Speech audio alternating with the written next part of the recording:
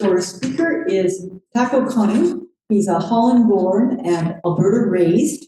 He graduated from the University of Alberta in 1971 with a BSc in geology and a BA in economics in 1981 from the University of Calgary. He's worked as a petroleum geologist, exploration manager, vice president of exploration for about 50 years, including 30 years living and working in Indonesia, Nigeria, and Angola. From the age of 10, he was already fascinated with paleontology, and that fascination has continued until the present day. So this presentation is based on a one-day visit in 2024 that he made to Joggins Fossil Cliffs in Nova Scotia, and includes an extensive review of all available relevant literature. Okay, take it away. So, now I'm going to go into the talk. Joggins Fossil Cliffs, Nova Scotia, a highly diverse Carboniferous paleontology, and it's a UNESCO World Heritage Site. I'm not the expert on this, okay? I only spent a half a day there, but in that half a day, I really spent a lot of time looking at it. And then they had a interpretive center, and I bought every book possible in the interpretive center. So I have to be honest. I have to be transparent. Like a lot of the stuff comes from that book, okay? The books, and in fact, I have them over here. So if afterwards somebody wants to take a look at them, but I want them back. And then at the end of the presentation, I also have a couple of prizes which I'll be giving. Okay, make sure I don't forget. Okay, at the end of it, it's just a couple of fun things. So it's going to be kind of a quiz. Okay. So hopefully everyone's going to be paying attention. So it'll be a quiz with two prizes. So welcome to Joggins Fossil Cliffs. It's the best place in the world to see fossils that show the diversity of the coal age. And that was about 300 million years ago. And Joggins was home to giant insects. They had dragonflies, which were almost 3 feet across, okay? Dragonflies, which would have been like this, huh? So it would have been a pretty scary place if you were a human to have been there, okay? I don't know if I would have liked to hang around there. It's a World Heritage Site, and so Joggins is located here you can see it over here. There's a number of them, like Lunenburg, where Les is from, and they're not all geological. Some of them, a lot of them are cultural also. So you can see, like Alberta has got a lot, like Waterton, Glacier Park, Writing on Stone, and then the Rocky Mountain Parks. Wood Buffalo Park is also a heritage site. And then in eastern Canada, you have like Mistaken Point, you've got Anticosti, Gros Morne National Park, and then you see Joggins over here.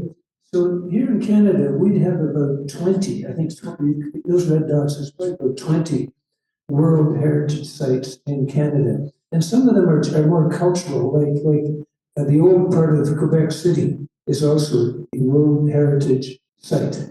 And again, it's the UNESCO World Heritage Site, and the description of this confirms the outstanding universal value of a cultural or natural property which deserves protection for the benefits of all humanity. So, and Joggins qualifies for that, and I think they deserve it, and obviously you'll start to see it.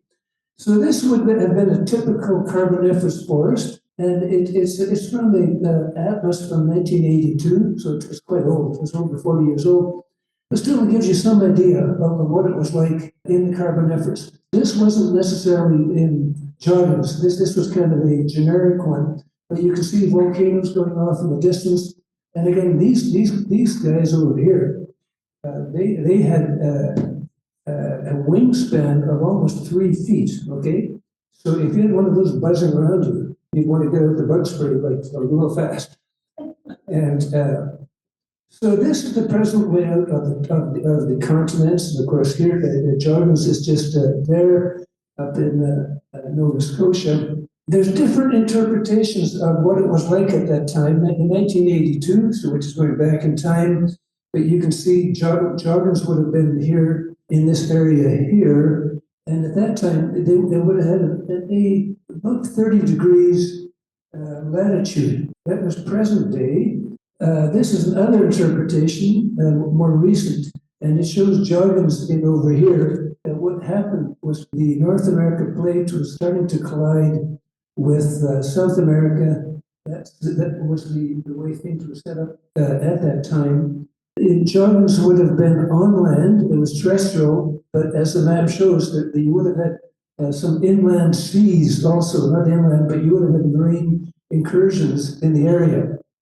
This is the main Carboniferous deposits in the world, and they show in red. It would have been extensive deposits at that time. Now, Joggins doesn't even show up on here, but Joggins is not huge, but it is really unique because of the diversity and the way it's exposed, because it's exposed by the tide coming in and eroding. So that's what makes Joggins so interesting. But you can see here, like in the UK over here, all that coal that was used for the Industrial Revolution in the UK was based on Carboniferous coal. So the coal is also of major economic significance. So then we start to focus in. So where in the world is Joggins? And so here's Nova Scotia here.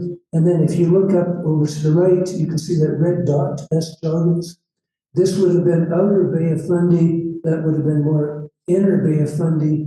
And so this sea kind of funnels up in going towards the northeast. And that has resulted in these enormously high surges up into that area. And then just so you can see from the standpoint of road maps, Joggins is located right over here, Joggins here. And so again, you had the tidal bore pushing up and over here. From a tourist standpoint of view, here's Halifax. You could fly into Halifax and drive across over here, 2.5 hours to get to Joggins. Or you could fly into Fredericton, which is somewhere in over here. And then you could rent a car and go, or you could even fly into Prince Edward Island to see it. And Nova Scotia is beautiful, you know. As a tourist destination, I highly recommend it. And since nobody's going to the States anymore, you guys are going to Nova Scotia. I'm just joking. So here's welcome to Joggins. Here's truly the welcome sign. And they're saying our backyard is 300 million years old. The sources of the information for this presentation, I was only there for half a day, but I listed the different publications which I got the information from, which you see over here. And before we get into the fossils, coastal erosion, that's a major problem in Nova Scotia. It's a combination of sea level coming up, and there seems to be an overall subsidence in Nova Scotia. I don't know what's causing it, but you know, land goes up and down. This is from the Nova Scotia Department of Natural Resources, and it shows here these are major hurricanes in blue, category 1, category 2, category 2, category 3. And so you get category 1 hurricanes heading at category 2 over here, and then some really big ones over here. That has the effect that the rise in sea level, occasional hurricanes, there seems to be some subsidence taking place. So you get all this erosion along the coast. And particularly it's really bad up over here, as I'm going to be showing you. People, they try to fix it, you know, with equipment and whatnot. Long term, it's a losing battle. And it's a sad situation, but that's the way it is. A month ago, I was up in Tuktoyaktuk, up in Northwest Territories. Same story. Rising sea level, waves smashing the coastline, and it's having the effect that in Tuktoyaktuk, the local people may have to abandon the place because of the battle. Anyway, so that's Nova Scotia. And so I talked with Jade Aitkins. She's a curator at Joggins Fossil Institute. She said coastal erosion in Nova Scotia is variable, but because the Bay of Fundy has the highest tides in the world, this region also has very high rates of coastal erosion. We expect rates to accelerate with the ongoing climate crisis. I showed this before, these coal deposits. And so now getting more into the geology, so this is the stratigraphic column. The Carboniferous, when we talk about the Carboniferous, in actual fact, you get the Mississippian over here and the Pennsylvanian on the top. And the fossil cliffs kind of covers this area over here. I think it covers about 30 million years. And the richest coals are in the Pennsylvanian.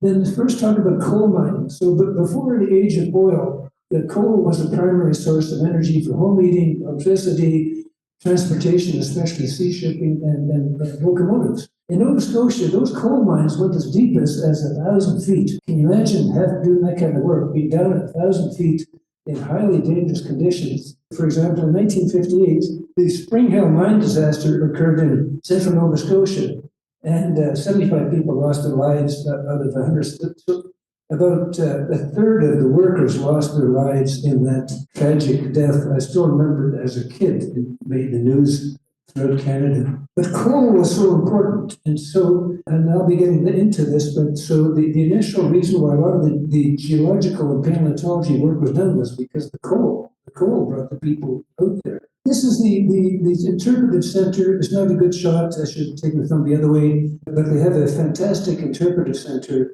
there, which is you can easily spend a day. This is the coastline, and the interpretive center is just right over here.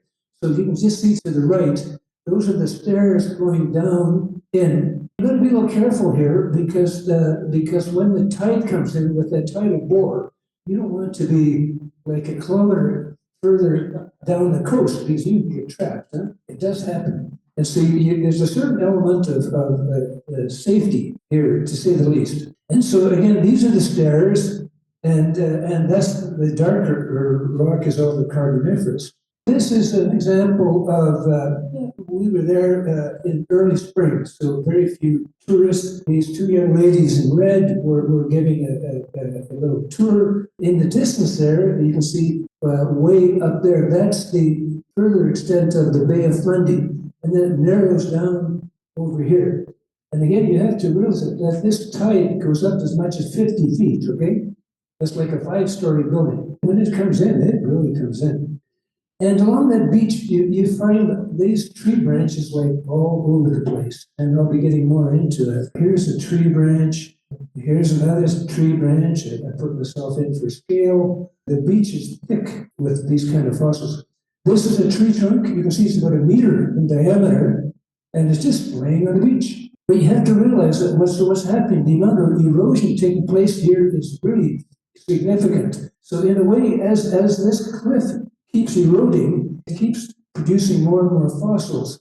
And so you can actually map it like in sort of in a 3 dimension as these cliffs move back, and they move back here at least sometimes a couple of feet per year, which means a couple of feet per year. So in 10 years, you get about 20 feet of section being exposed. So in a way, it's bad for the cliffs because you're losing it. But on the other hand, it keeps exposing a new section and allows you to really map it out in 3 dimensions. So this is, so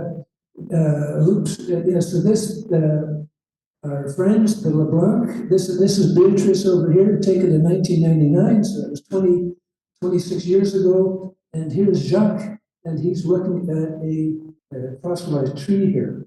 To continue on, so this is me. I'm showing a erosional channel. You see how it's scoured out coming over here. And then, of course, it's infilled with all sorts of material. And again, you have to keep in mind that you're not in the sea, and so you've got rivers and streams kind of cutting through this area. In this case, you've had some significant scouring in over here. You see how it drops down, and then infill. Okay, you have infill. And this is an example of some of the coal. Okay, it's a layer of coal. Not particularly thick, but they had quite a few different layers of coal in the area, but it's Carboniferous, so it's anthracite. So it's really good quality coal. So that's a coal layer. Again, the coal layer, you can see all the fractures, okay? It's highly fractured, which is not surprising because you would have had uplift in the area. As we kind of get more into this, but it's a world famous place, okay? The importance was recognized in the early 1800s. And it was visited by some famous geologists, Sir Charles Lyell, Sir William Dawson, Mr. Logan, Stephen Jay Gould. Charles Darwin never went there, but he talked about it. okay, in his book, The Origin of Species, and I'll get into that. And so they call it the Coal Age Galapagos, somewhat similar to the Galapagos Islands offshore Ecuador, because it's this variability in biological, all sorts of critters and life. These people, they were totally enthused about what was happening at Joggins because it gives this complete record of terrestrial life. There's Carboniferous in the UK, but the exposures of the Carboniferous in the UK does not match what was happening in Joggins.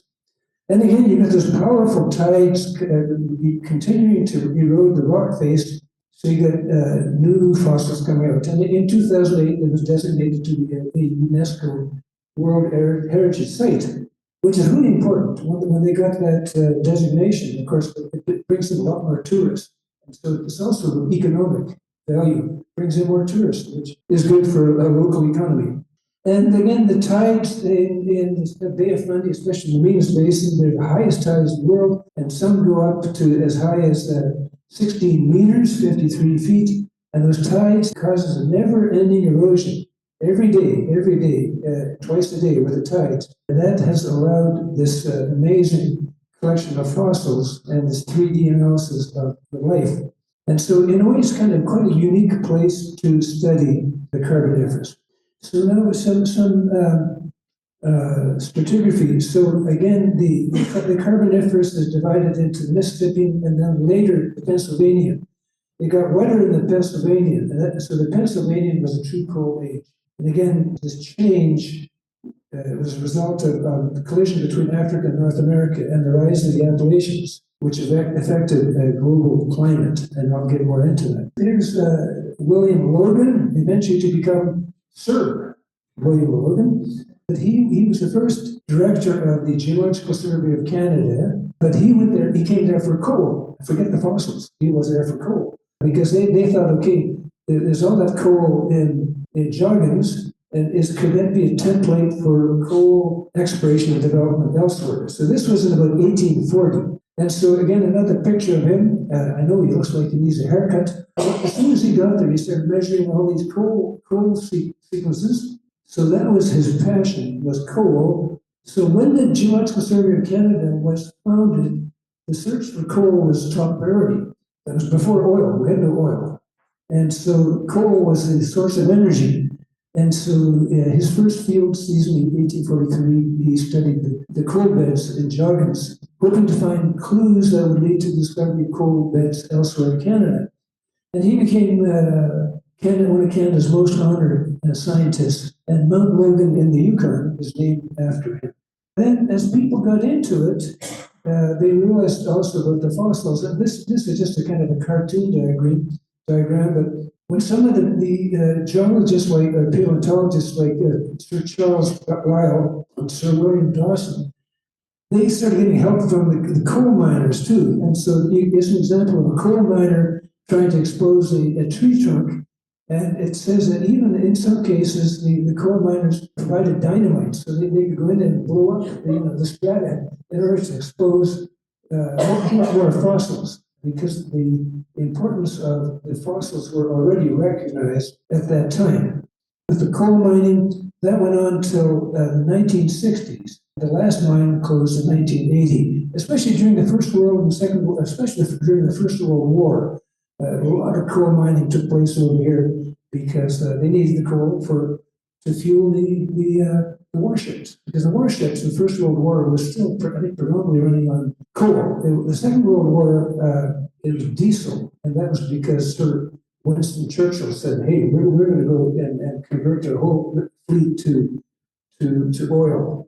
Another person who kind of weighed in was Charles Darwin. So he mentions these little shells, they're called dendruba, but he mentions that in his book on the origin of species, and exactly what the significance was, but he established a lot of importance to these little critters. And one is just a cartoon diagram, and the other is found in the fossils. If you read Origin of Species, he talks about Joggins, and he really praises Joggins. He never went there, but he thought it was just a fantastic place based on what he'd heard from other people.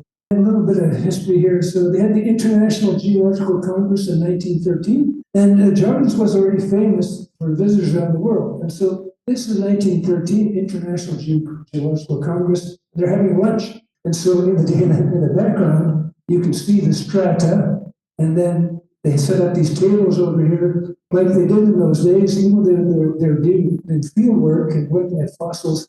The guys are all dressed up in suits and ties, and women are looking pretty fancy also. And here they're sitting, getting ready for lunch. This is again taken from one of these books, and all these guys are chomping down on lunch. And you can see bottles of wine and stuff over here. The women, of course, the women get stuck with having to serve these high-level academics. But the point is that already in that time, in 1913, there was a huge interest in Joggins. There's 215 species of fossilized plants and animals and insects that have been identified.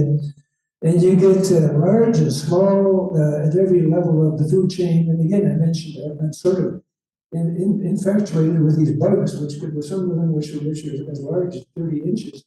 And those trees, some of those trees, and I'll show you some, again, they had diameters of about a meter, but they were as tall as 100 feet, okay, 100 feet. So that's like a 10-story building. And so they're relatively narrow, but really tall. Joggins is really well known for these fossil trees standing in place, and then these land-dwelling reptiles and amphibians called tetrapods, which I'll be getting into. So this is an example from the book, again, is a fossilized lycophysid tree, and so it's rooted in place. Now, if you go to like Arizona, you go to the petrified forest, in that case, the trees they've been fallen over, and they would be parallel to the bedding. But in this case, these trees are perpendicular to the bedding, okay? So as the sediments covered them, then they stayed perpendicular, and that's what makes Joggins really an unusual place. Along those cliffs are about 15 kilometers long, and there's about a 50 million time span in that. So the rocks to the north are about 325 million years old, and they become progressively younger southward, okay? So as you go further to the south, it progressively becomes younger. So you'd have, to the north, you would have had the Mississippian, and then as you go further to the north, as you move south, you get more into the Pennsylvanian. And again, this is from a long time ago, they called this the Grand Exposure. Sir William Dawson said that there were times when they had storms and you had these terrible landslips, even a century ago, terrible landslip, but on the other hand, they revealed these new fossils and led to new discoveries. So bad news, erosion, you lose some outcrops. Good news, it exposes new fossils. You have to imagine what life was like. It would have been really hot. You're almost at the equator, and there's vast forests of strange trees and ferns, and then all sorts of thick layer of plants, and you have some really unusual fish in the water, and these giant dragonflies. It was the development of primitive tetrapods, okay? And they're four-legged amphibians and reptiles, and they hunted insects and other invertebrate on land. And I'll show you some examples of what they look in the fossil record. So this is a diorama. So this gives you some idea of what it looked like at that time. And you can see it's pretty lush. In this case, you have a kind of small stream or a small river flowing through there. Tree trunks which have fallen over. Some of these reptiles and lizards and insects flying around. In other places, you might have had some damming of the system, so you have lakes. And so this is an example of a lake. Most of these trees are dead because the water had come up and killed off the trees. There'd be a lot of fish probably in the water. if I was living at that time, I would not want to go for a swim in the lake. And this was some of these critters which were in the lake, and I'm not going to mention all names, but there's a really interesting one called the Coelacanth. And so I will be showing you a fossil of that. And so these are these Coelacanth, and this shows the vertebrae, and in some cases the fish scales. And so I took that photograph in the interpretive center. And then again, you get this intense vegetation, and because of the heat and humidity, again, you can see some of these trees over here. And number 4 is this lepidodendron, and the other one is number 6 is the sigillarium. And they also had these spiders, and they must have been about this size. I mean, these are massive spiders. And so if you had a phobia about spiders, you would not want to be here. And so then, just focusing on these trees, this lepidodendron would have been a diamond-shaped and so that's this one over here. And then it's hard for you to see, but this is typical exterior, bark exterior for that. And those trees were growing up to 100 feet, 30 meters. The other one was the sigillaria, which is a tree-like plant, and again, it had straight parallel ridges, and which you can see over here. Those two trees were very, very different. And then you also had ferns. They were similar in shape to modern-day ferns. They left a dark impression on the rocks. Apparently, some of those ferns were massive in size, and they reached the same size as present-day trees. Again, a very lush environment. And so the one called sigillaria, it dropped spores throughout its life. So spores would drop in the cones and for new trees to grow. The other one was the lepidodendron, towering trees which shaped the forest swamps of the Coal Age. Okay, but they all died out and they all became extinct. And the only modern relative of these strange extinct trees are tiny mosses called Lipocodium, which just grow a few centimeters high. Anyway, so these are tree branches in a museum, and so I mean, you know, you can see the complexity of the bark on these trees. So and this is really interesting. So this is a tree trunk, and where they sampled all around it, and in some cases the interior of the tree trunks was hollow, and so then you had all sorts of super things. You had all sorts of critters, including reptiles, who were living in the interior of these trees. This is an example of the tree starting to grow, okay? And again, they're rooted in the same rock, in the same layer, often a kind of a coal seam. And so this is as I say, it's the pithy interior which was brought out before the thick. So the bark was very hard and it didn't deteriorate, but the hollow in the tree would deteriorate. And so this goes in sequence to the left, to the right, and then you get more, the tree can, as it were, sitting up and more sediment starting to cover it, flooding in the area. So over a matter of decades, more and more covering. And then eventually the tree would be covered by sand and mud, and then it preserves the shape of the tree, and then it slowly turned to coal. A lot of the coal deposits were coming from this and all the organic stuff that fell off the trees, which would have also made for layers of coal, which organic stuff which eventually became coal seams. So again, you see a lot of this trace fossils, and you can see the two tracks over here, to the left and right, from some kind of a very, very large caterpillar. I think it was a kind of a caterpillar, interestingly enough, and but they've never found the fossilized caterpillar because it's soft-bodied, lost it. So, but there's lots of tracks, and in fact, there's a better chance of finding trace fossils than body fossils, because body fossils typically completely fall apart. Here's another one, a small amphibian trackway, and you know, you can see these little tracks all over, see these little and sort of random as they kind of move through the mud. So that is, you see that frequently at Joggins. There's an interesting, it's called a tetrapod, okay, tetrapod, and they called it Rex.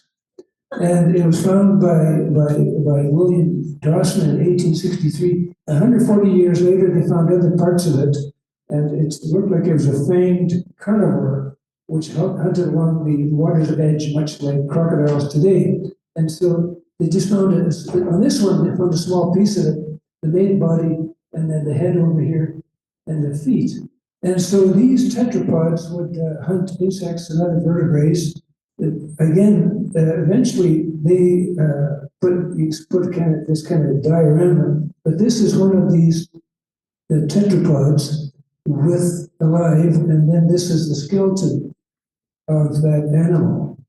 And this is really, I think, really interesting. This is the skull of a Dendropodon arcadium, and it's a pteropod. And so you can see this was the head as they found it in the outcrop, and then this is the reconstruction of it. And don't forget, we're in Carboniferous here. We're 300 million years. This is Cretaceous. What you have around Drumheller, that's 60, 70 million years ago. So these are really, really old rocks. And so basically the overall assessment is that Joggins Fossil Cliffs is the best place in the world to study this Carboniferous coal age. That constant super high tides coming in there were causing kind of major erosion, which constantly exposed more and more sediments and related fossils. And then in addition to it, keep in mind, it's just a 2.5 hour drive from Halifax through just a beautiful, beautiful area. Roads are in excellent condition. There are lots of little bed and breakfasts. And so it's a great place to go for holiday. And these folk, you guys were here just recently, right? And you would support what I'm saying here, that it's a great tourist destination. Anyway, so that kind of gives an upshot of what Joggins is all about. Thank you very much.